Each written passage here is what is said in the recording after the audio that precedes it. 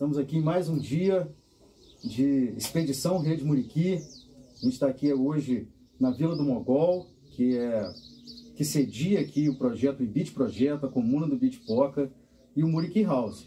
E hoje eu estou conversando aqui, vou conversar com um amigo, parceiro nosso do projeto desde o início, que é o Beto Nardelli, que é o coordenador das questões ambientais, o diretor de meio ambiente aqui, né, da comuna.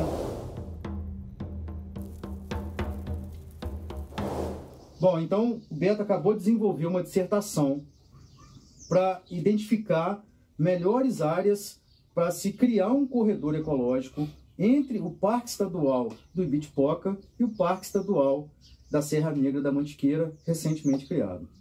E o Beto, além disso, está nessa história aqui da comuna, do IBIT Projeto, desde o início, né, Beto? Desde antes de ser esse projeto.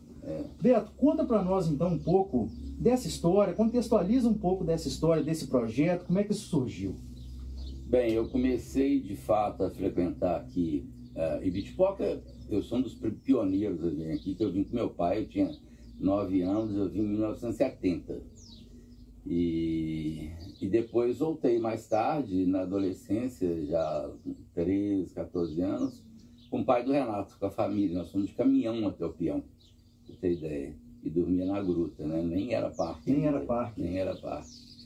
E, bem, aí a gente sempre vinha, né? Eu e Renato, sempre amigo desde criança.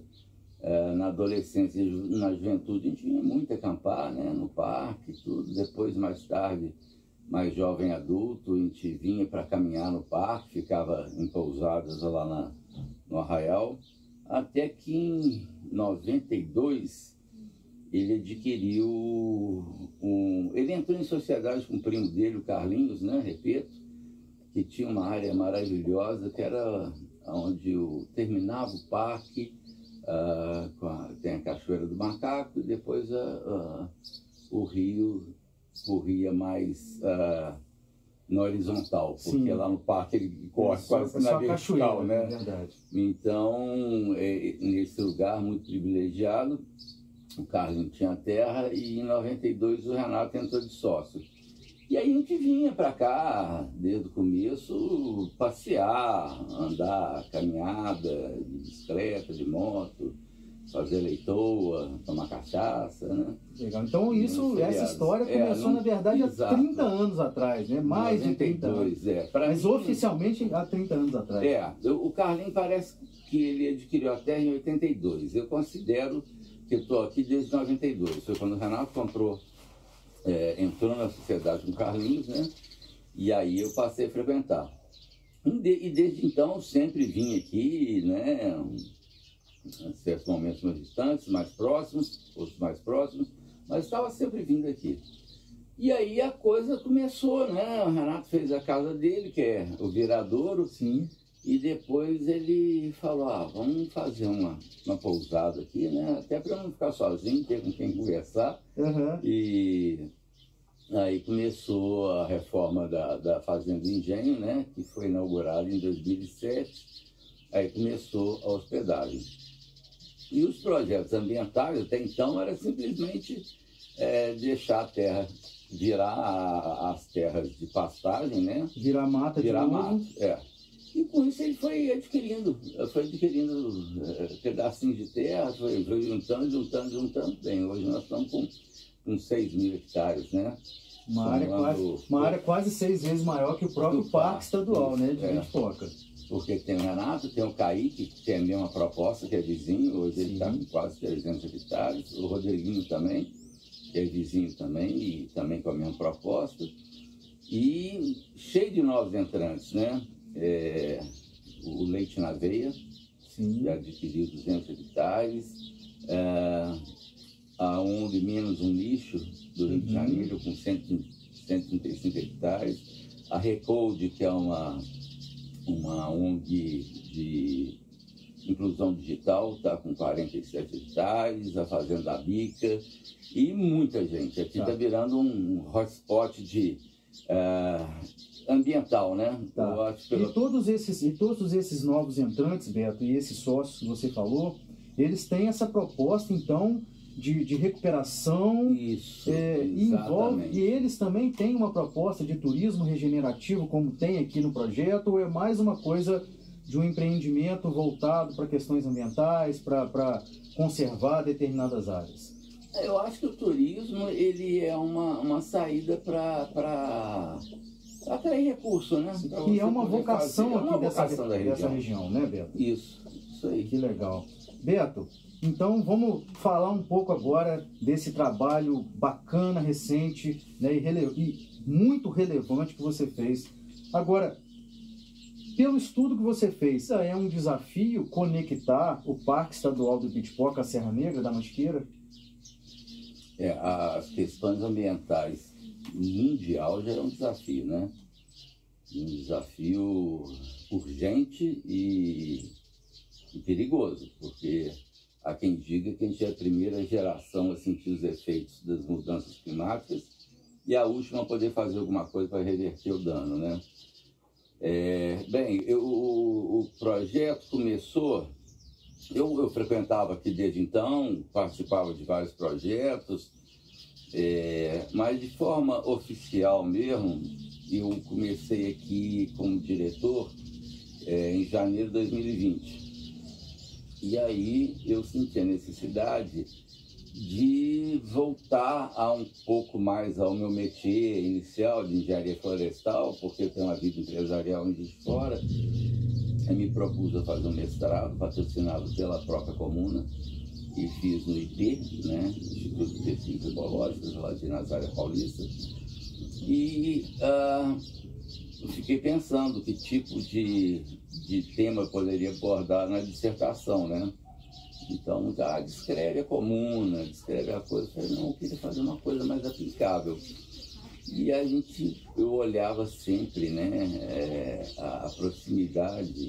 Então, se você fizer aéreo, você sai de helicóptero e avião passando a proximidade entre os parques da Serra Negra, né, que foi instituído em 2018, tem 4.000 hectares, e é o Parque Estadual do Ibitipoca, que tem 1.400 e poucos hectares. E eles distam, em distância aérea, 25 quilômetros. Do parque a parque. Como tem a comuna no entorno, o ponto mais extremo da comuna, no sentido sul, próximo coisa, chega a 19 quilômetros. Nossa, é muito né? próximo. É uma área, né? Muito, visualmente próximo. Visualmente, né? Se você está nesses topos de morro aqui, você consegue visualizar tranquilamente a Serra Negra, né? Então aí me veio essa ideia do corredor, né? O corredor hoje é a proposta mais viável para a restauração florestal, porque a gente tem hoje, não tem mais floresta, a gente tem fragmentos de floresta. Sim. E hoje, para você restaurar, vou restaurar uma área sem algum sentido, né? A não ser que seja uma área degradada, uma área, uma questão paisagística, né? Também tem que ter algum sentido. E hoje o que mais faz sentido é a ligação desses fragmentos. Sim. Através de corredores, né? Então eu foquei meu mestrado para essa área que envolve a ecologia de paisagem, né? Sim, sim. E fomos fazendo, tive a ajuda de muita gente, mas em especial do Alexandre Mattersen, que é da UFSCar, lá da Universidade de São Carlos, que ele que deu o norte, como fazer, né? Toda a metodologia, tudo, e concluímos, no final, uma proposta onde tem 16 caminhos diferentes, mas muito próximos um ao outro. 16 caminhos que você fala, 16 possibilidades de trajetos desse corredor, né? De se criar essa conectividade. Mas que são, assim, distâncias milimétricas, quase, vamos dizer assim. E aí, Beto, esses trajetos foram baseados na proximidade dos fragmentos ou tiveram outros fatores que influenciaram esses trajetos? O sistema em que roda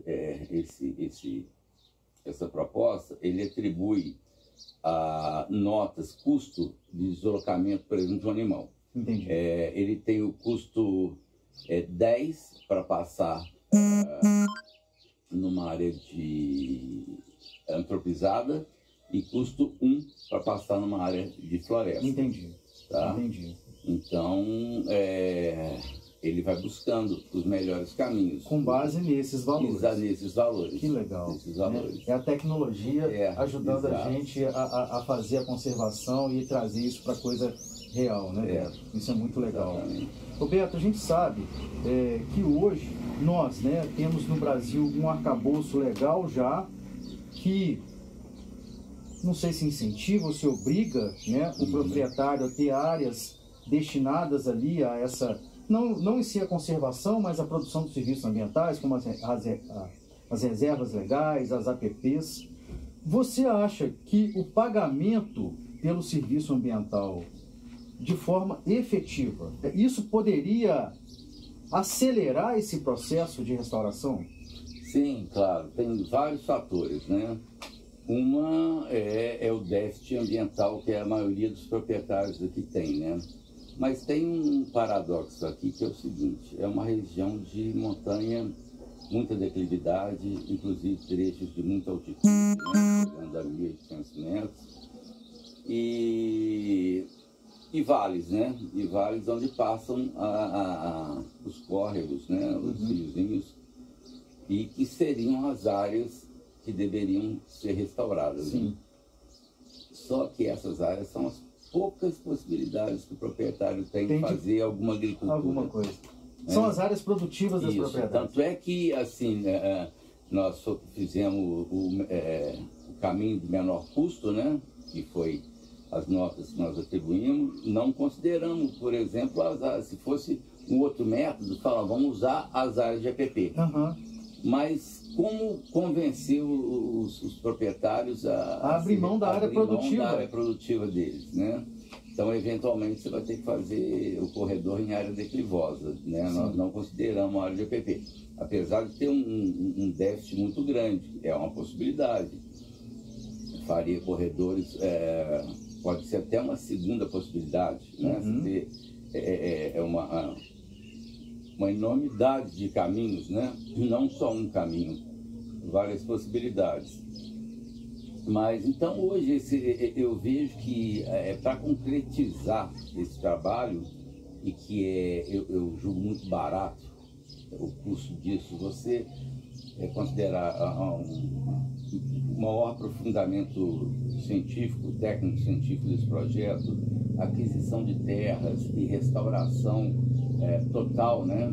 Vamos dizer, uma restauração ativa, sairia aí um custo aí, vamos botar, de 10 a 12 milhões de reais. Nem tanto dinheiro é assim, né? A gente tem uma vantagem aqui, que a terra ainda está com preço barato, né? Exato, porque esse sistema atual agropecuário que tem aqui, né, ele é muito difícil rentabilizar. Ele é muito importante como mais um player da economia local, mas só ele não consegue sustentar. Então ele tem que estar junto, por exemplo, com o turismo, com questões ambientais, científicas. Então tem muita gente interessada, como eu falei anteriormente, em aquisição de terras aqui na região para poder fazer mercado voluntário de carbono, né? De que é um mercado em ascensão, né? Meio, enfim. Inclusive parece que a própria reserva, a própria comuna tem começado a organizar alguma coisa nesse sentido em relação ao mercado de carbono. Está sendo muito procurado. Hoje mesmo tem um grupo de holandeses, né, que a gente já está negociando há um tempo. Estamos aperfeiçoando o contrato, que é uma coisa muito nova para a gente, né? Então, contratamos até um advogado especializado em advocacia de carbono, né? Advogado ambiental. Para a gente poder fechar. E tem várias outras empresas de mercado de carbono nos procurando, mas nós estamos estudando, melhorando nosso conhecimento para poder... Beto, então, conta pra gente quais são os próximos passos, então, desse projeto, né, que é esse projeto de turismo regenerativo, de conservação, de restauração, de conexão, de atração de novos de novos parceiros? Quais são os próximos passos? No que tange ao corredor, eu acho que, assim, eu pouco divulguei ele ainda, né? Mas tem que ser uma união de sócios, né? Mas, por exemplo, esse grupo de holandeses já está interessado em efetivar esse projeto. Eu imagino que tem aqui uma ONG dessas maiores, né? TNC, WWF, SOS Mata Atlântica, por exemplo, abraçar esse projeto, fazer as pesquisas mais avançadas, né? Que devam se fazer e achar pessoas interessadas no tema. A TNC, por exemplo, está trabalhando com restauração, visando o mercado voluntário de carbono, muito até para o mercado livre. Então, acho que é esse o caminho. E parece que vai acontecer, ou já está acontecendo. Que bacana, que bacana. Bom, Beto, eu te agradeço, cara. Eu que agradeço. Você ter cedido um pouco do seu tempo e toda essa parceria há tantos anos com esse projeto bacana que a gente faz aqui, né? Todos os projetos aqui, o projeto como um todo aqui na Comuna é muito bonito, né? Lindo demais. Mas a gente fica muito focado na questão dos muriquis, né? E a gente quer fazer um agradecimento especial em nome dos muriquis a todos vocês. A gente agradece vocês. Se não fosse vocês, a gente teria o Muriqui House, né? E da mesma forma, se não fosse teria vocês... a ciência em favor da conservação. E devagarzinho a gente está conseguindo recuperar essa população. É isso aí. Valeu, amigo. Valeu.